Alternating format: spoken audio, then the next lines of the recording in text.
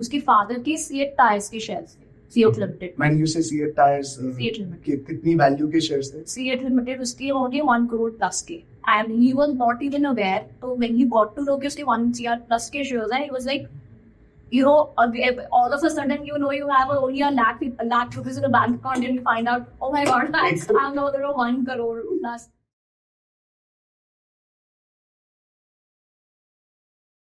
Welcome to the Corner Office, your go-to podcast where we learn about the world of business, leadership and success strategies. I am Sanchit Vijay from Corporate Professionals, and today you'll find out कि आप करोड़पति तो नहीं हैं. We'll talk about unclaimed shares, lost shares, unclaimed dividends. We'll talk about how to retrieve these unclaimed shares from the IEPF authority, how much time it takes, and who to contact to help you with this process. Today we have with us Ms. Piyusha Sharma from the Wealth Finder. The Wealth Finder is an expert organization helping people to retrieve these lost and unclaimed shares and dividends.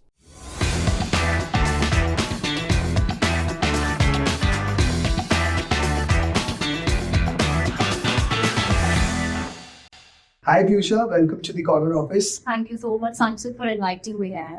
So I think for our viewers, मेरे को एक number throw करना पड़ेगा for that interesting conversation that we were just having. 3 lakh crores. 3 lakh crores is such a huge number, I can't even imagine.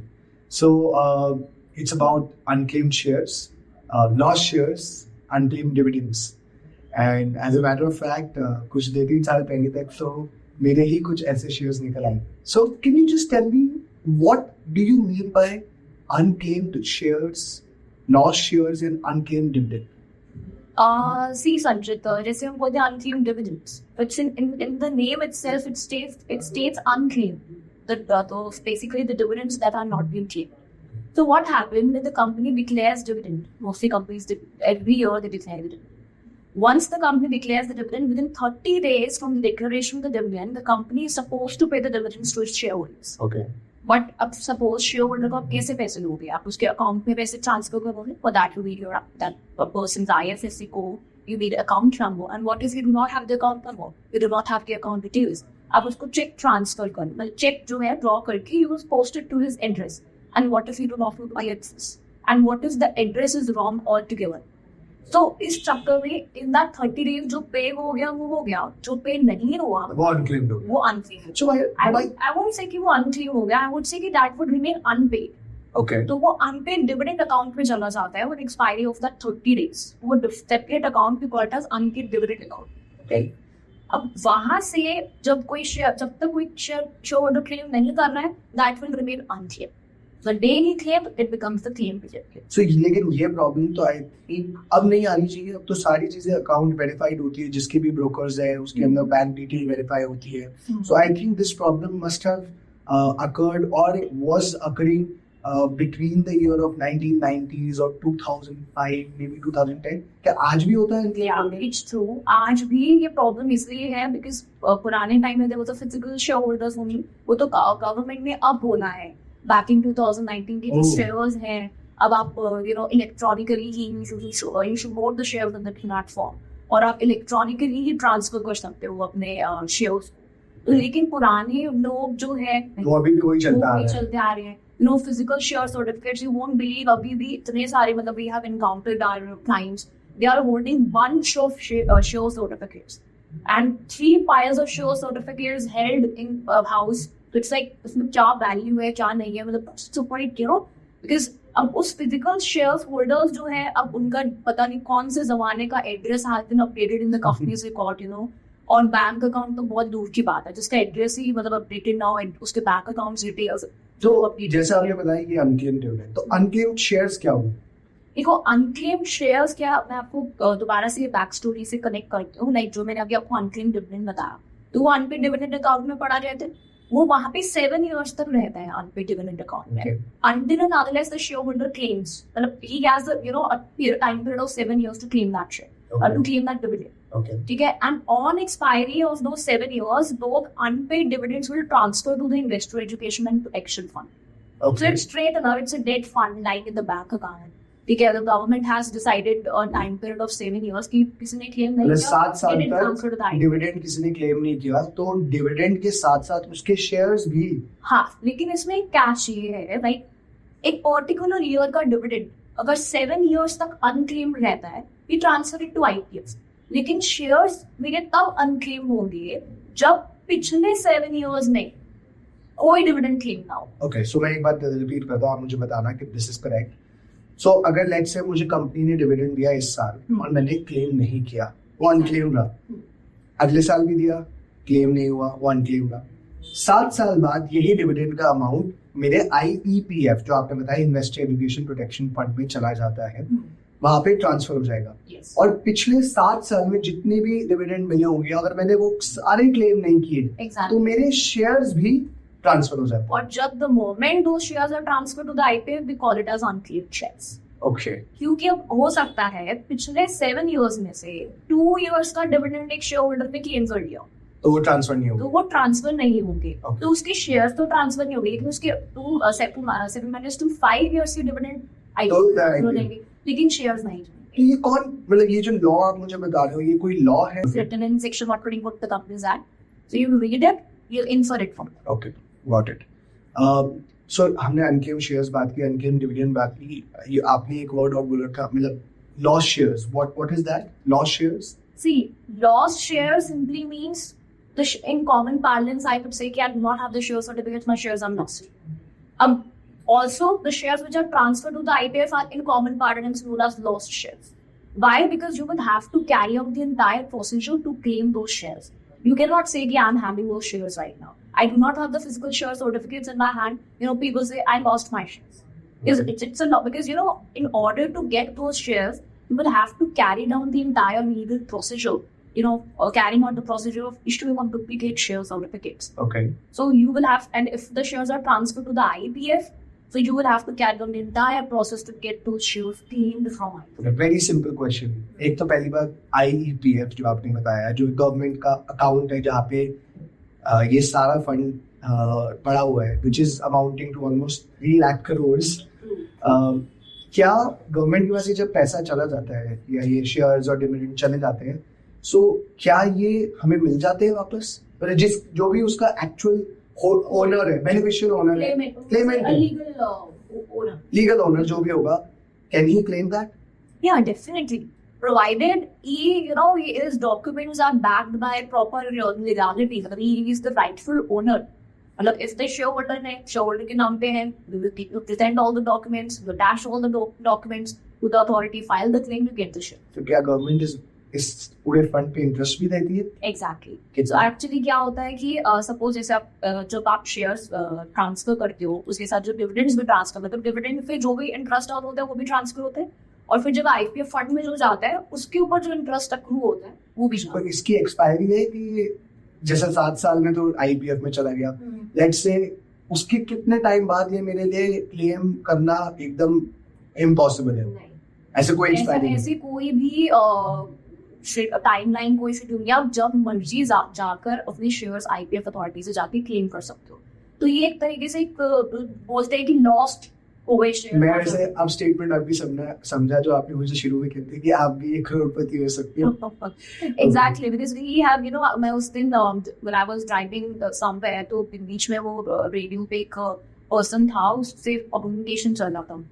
Person was not even aware उसके father के CEAT tyres के shares थे, CEAT limited. Man you से CEAT tyres CEAT limited, कितनी value के shares थे? CEAT limited उसके होंगे 1 crore plus के, and he was not even aware. So when he got to know कि उसके 1 CR plus के shares हैं, he was like, all of a sudden, you have only a lakh rupees in a bank account, and you find out, oh my god, I'm now there are 1 crore plus. So it's quite a shock. वैसे मैं आपको एक personal story बताता हूँ. So this happened during COVID time.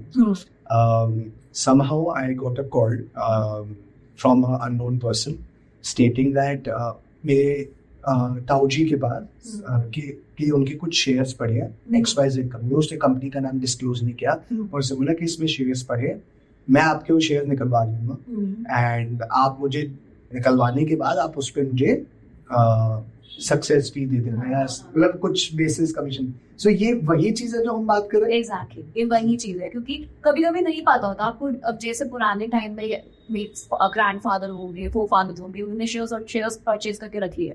ठीक है, पुराने time में कल्चर ऐसा होता था कि इतने ट्रांसपेरेंसी नहीं होती थी, और फिजिकल शेयर्स थे, इतनी कोई ट्रांसपेरेंसी नहीं होती थी. आज के टाइम पे आवर पेरेंट्स कोई इन्वेस्टमेंट करते हैं, पीपल आर अवेयर, ईमेल्स आती रहती है, पूछते हैं उनसे क्या है क्या नहीं है, और उस टाइम पे वो करते थे तो रख लेते थे अपने पास. वो कानों कान खबर नहीं होती थी, कानों कान खबर नहीं होती थी बच्चों को. और उनकी डेथ के बाद कभी निकलते हैं कुछ इतना वंश निकला है, बच्चों को पता ही नहीं होता क्या है. उन शेयर्स के ऊपर डिविडेंड मिला, बोनस मिला, स्प्लिट हो गया उसमें कुछ, तो वो वैल्यू चाहे उस टाइम पे शायद हो सकता है 1 लाख हो, आज उसकी वैल्यू हो 60 लाख 70 लाख, नेवर नो.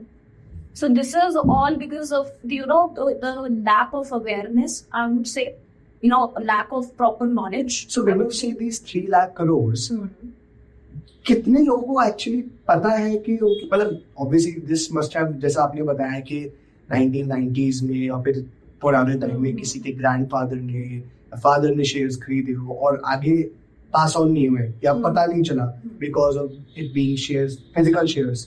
सो ये 3 लाख करोड़ का जो अमाउंट IEPF के पास, जो बैंक के पास पड़ा है, इसके ऊपर जो भी वैल्यू होगी, ये कितने लोगों को पता है, मतलब कैसे क्लेम करना है? See, as per an approximate statistics, I would say only 70% of the people, जिनकी आपने total out of 3 lakh crore जिनके शेयर 2 लाख करोड़ लगभग, हाँ 70% the people are not even aware. Are not even aware. मतलब बहुत सारे करोड़ तो हो सकता है कि the person sitting next to you in the metro might be a crorepati. People do not even know. And इसके भी काफी रीजंस हैं. और ये रीजन है कि डेट हो गई शेयर होने की. ये लोग अभी जस्ट हमने डिस्कस किया, उनकी आगे की जनरेशन को पता ही नहीं है. फिर सबसे फिजिकल शेयर्स गुम हो गए, फिजिकल शेयर्स गुम हो गए, फिर एड्रेस चेंज हो गया पर्सन का, घर शिफ्ट हो गया. घर पे कोई कॉरेस्पॉन्डेंस कंपनी से आता होगा तो उनको पता होता, लेकिन अब वो कॉरेस्पॉन्डेंस ही नहीं आ रहा तो पता नहीं ऐसा चलेगा. तो वो ऑल टुगेदर दिमाग से over the period of time तो निकल नहीं गया. और शेयर्स की वैल्यू बढ़ती रही ओवर द इयर्स. एग्जैक्टली. और फिर 30% ऐसे लोग हैं जिनको पता तो है उनके शेयर्स हैं, ठीक है, उनके शेयर्स IPS में चले गए हैं या किस तरह लॉस्ट हो गए हैं, उनके पास इंफॉर्मेशन भी है, बट उनको उस चीज का इतना नॉलेज और एक्सपर्टीज थोड़ा सा, मतलब आई वुड से कि प्रोसेस है, डॉक्यूमेंटेशन प्रोसेस है, उसमें बहुत बैरियर्स आ जाते हैं. ओके. तो उस चक्कर में वो प्रॉब्लम क्रिएट हो जाती है कि वो एक्चुअली शेयर्स को और डिविडेंड्स को क्लेम करना. तो ये बहुत ही कॉम्प्लिकेटेड प्रोसीजर कभी कभी हो जाता है RTs के थ्रू और कंपनीज के थ्रू, IPF अथॉरिटी के. तो जो 70% आपने बताया, आई मीन मतलब अगर मैं इस हिसाब से बात करूँ, हमारे व्यूअर्स में से ऑलमोस्ट 70% लोग हो सकता है करोड़पति हो. सो एज अ व्यूअर मुझे आप ये बताइए कि मेरे को अगर जानना है कि मेरे फादर, ग्रैंडफादर या मेरी फैमिली में किसी के पास, मेरे फ्रेंड के पास, रिलेटिव के पास कोई शेयर हो सकते हैं, तो whosoever falls within this 70% वाला ब्रैकेट, मैं कैसे पता करूं कि मेरे पास ये शेयर्स हो सकते हैं? मतलब even if I am not the legal owner but my family is, मुझे कैसे पता चले? How can I make these 70% people aware? See, IPF वैसे तो देखा जाए IPF की जब आप पोर्टल पे जाओगे ना तो वहाँ पे सारी इन्फॉर्मेशन होती है. मतलब एक पोर्टल बना हुआ है, you just feed the name of the person, name of the investor. So in this case, your father or your grandfather. Yes, exactly. You feed that name, you might find the details. You might find the details because of course नाम है. Data access करना आसान है. Data access करना, of course you can go to the IPF portal. It's publicly available. You can go feed the details and get the.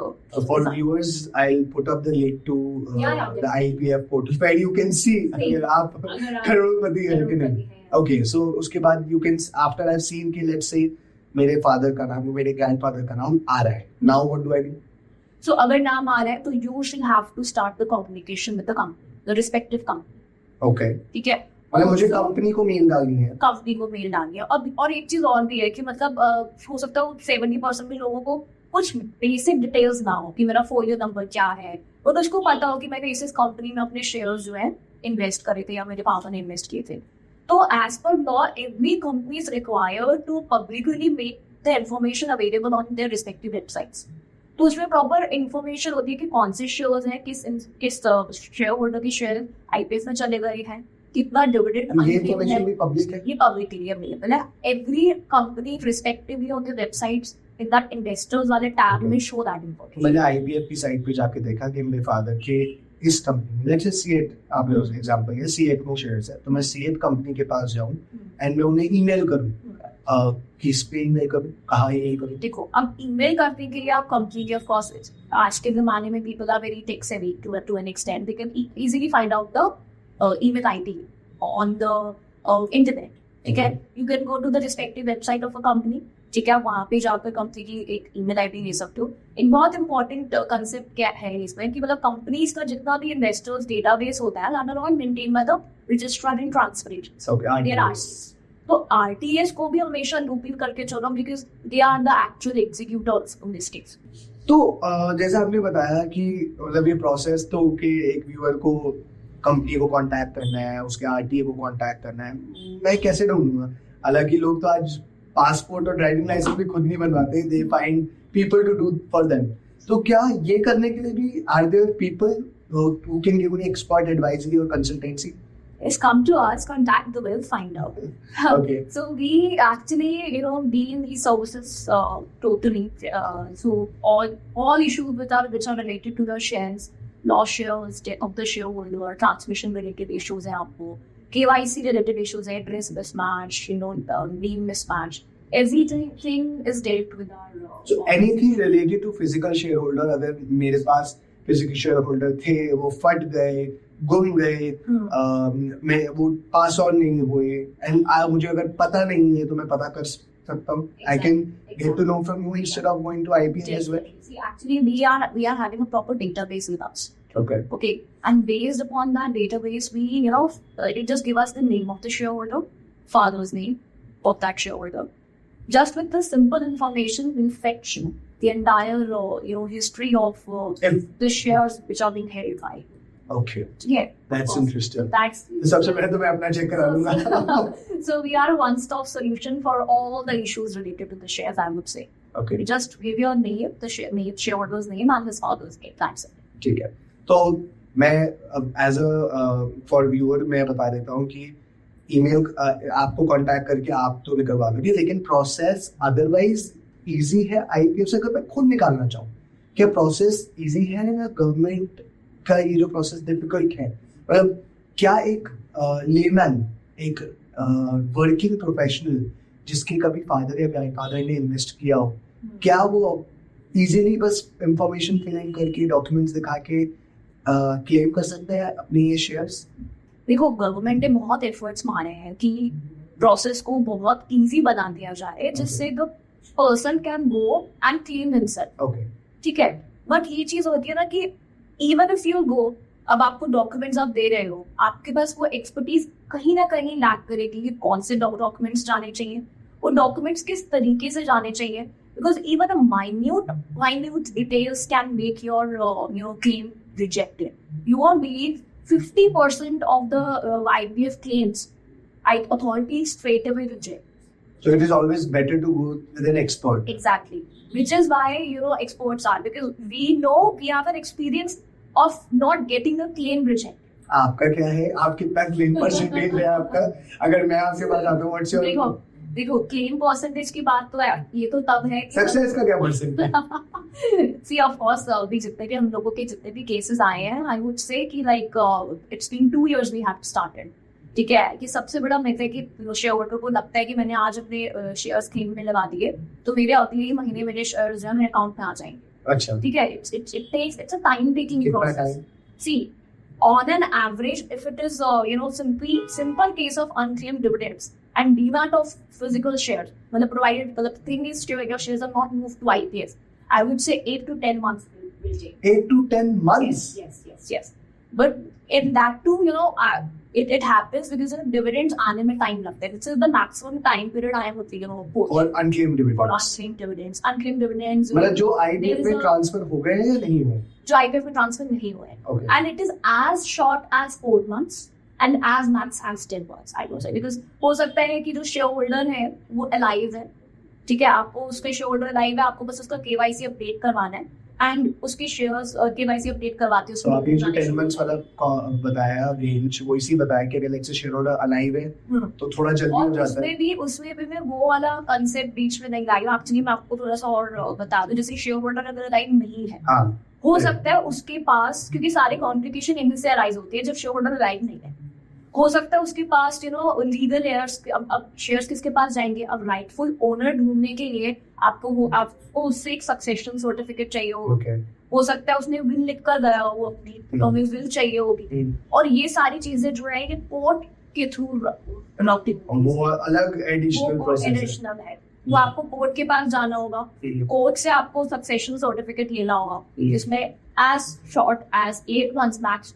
as max as 1 year, 1.2 years लग जाते हैं, court relative.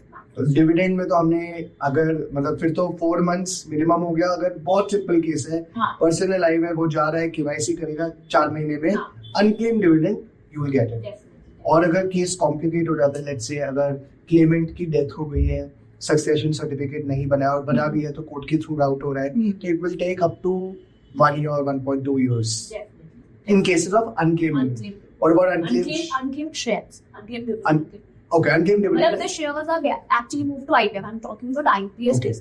वो भी और डेथ ऑफ द shareholder के respect में specifically succession. So 4 महीने से 1 साल का प्रोसीजर है, even if I go through an expert. Exactly.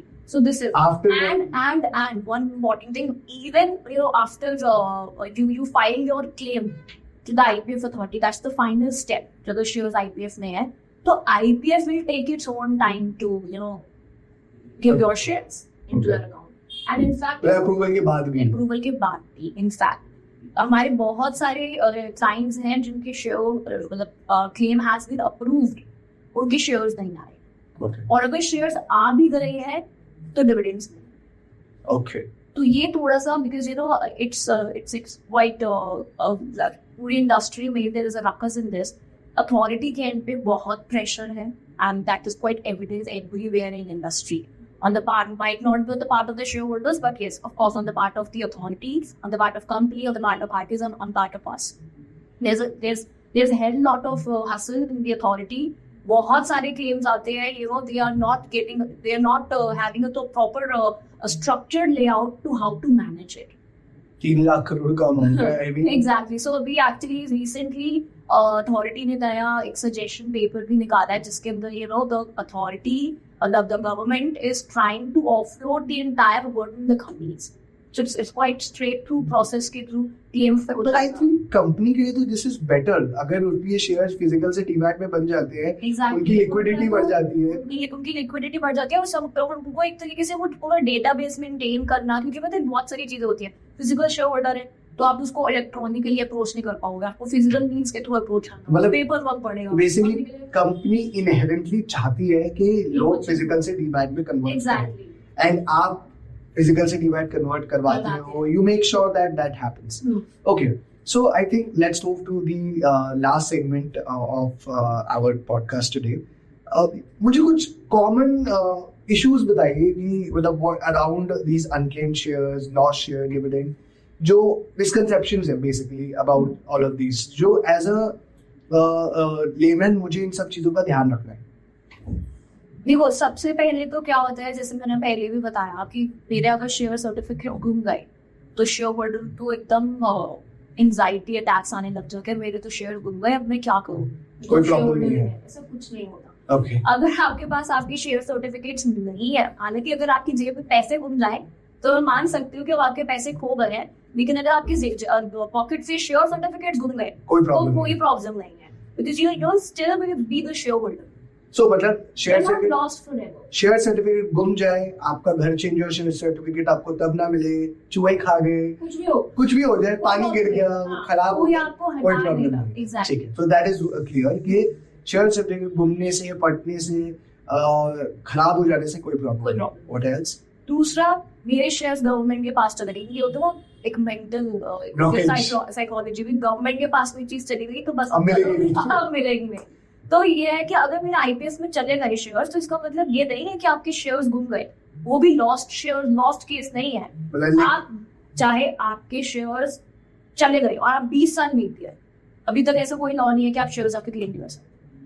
You just go to the authority and you take those shares. तो आप बेसिकली ये कह के कहना चाहते हो गारंटी है आपकी कि हाँ, आप शेयर मिल गए और आपके हैं और आप लीगल ओनर हो तो आप 100% निकाल के निकाल Definitely. हम मतलब we have a proper research team. Okay. Okay. We thoroughly research through our database with the companies, with the RTAs, and with the authority as well. सारी सरदर्दी बेसिकली आप So, कहते हो हमारी है. You have to just sit back and relax. So I think हमने दो major misconceptions cover कर लिए. So as a viewer और a layman कि घूमने से कोई फर्क नहीं पड़ता और गवर्नमेंट के पास चले जाए तो भी वापस आ जाएंगे. फिर ऑफ कोर्स एक मैंने पहले भी बोला एक मिसकंसेप्शन है कि आज मैंने अपने कंपनी को बोला मेरे शेयर्स हैं, ठीक है, कंपनी ने कंफर्म कर दिया हाँ भाई आपके शेयर्स हैं. अब आपको लगेगा भाई अहमद मेरा बस सब काम हो गया है, नेक्स्ट मंथ ही मेरे शेयर्स अकाउंट में आ जाने चाहिए. अच्छा. बिकॉज जैसे मैंने बोला it's a time taking process, things take time. तो आपको थोड़ा पेशेंस दिखाकर अपना पूरा प्रोसेस कंप्लीट कर ही the shares will be traded. Okay. I think quite an interesting take to all these unclaimed shares, and it was a very eye-opening conversation that we had. So, just for our viewers, I'll conclude all of these things. आप मुझे बताना कि if I am somehow correct or you would want to pitch in into that. So, अगर पहले तो मैं आपके database के through या straight away IEPF के database के through पता लगा सकता हूँ that मेरे फादर के, मेरे ग्रैंडफादर के, मेरे फैमिली में किसके पास शेयर्स हैं और कितने हैं ये value. After verifying that with a proper form जो IPF देता है and with proper documents I can apply for a claimant as that respective unclaimed shares or dividends. After applying for that, it will take a process of around 4 months to 12 months depending upon the case. Complexities of the case. मुझे वो shares approve होके then I get it. ये सारा process अगर मैं खुद भी कर सकता हूँ और I can go through an expert like you in this case. Okay. तो इट्स लाइक कि आप एक टाइम सेव करोगे. यू नो अगर मैं किसी रास्ते पे जा रही हूँ, मुझे नहीं पता कि I am just you know an amateur. अगर I am a share holder, I am going to recover my shares और मुझे उसके बारे में थोड़ा एग्जैक्ट नहीं पता कि कैसे क्या करना है, तो मैं जा रही हूँ, मुझे कंपनी से पता चलेगा, मैं फिर से डॉक्यूमेंट भेजूंगी, वो फिर कुछ चीज बताएंगे, मैं फिर से भेजूंगी. तो वो सारे एक्सपीरियंस और वो रफ पैच के through we are already dealing with multiple finds, we are already dealing with that. Expert की होने से तो बेटर होता ही है. वो चीज है, तो वो चीजें थोड़ी सी और स्ट्रीमलाइन हो जाती है. ठीक है. तो आफ्टर मेरे को शेयर अप्रूव हो गए मेरे बैंक अकाउंट में. After the approval process IEPF credit करता है and that is how I can get my shares. So for everybody, please check the database on IEPF or contact the Wealth Finder to see अगर आप करोड़पति है कि नहीं है. Until next time. So this concludes our episode on the lost shares, unclaimed shares and unclaimed dividend. We have a lot more in store for you. Thank you for joining us. Stay tuned to our space for insights into the corporate world. Like, share and subscribe and let us know in the comment section on what you'd want to learn more about. Hit the bell icon. Thank you.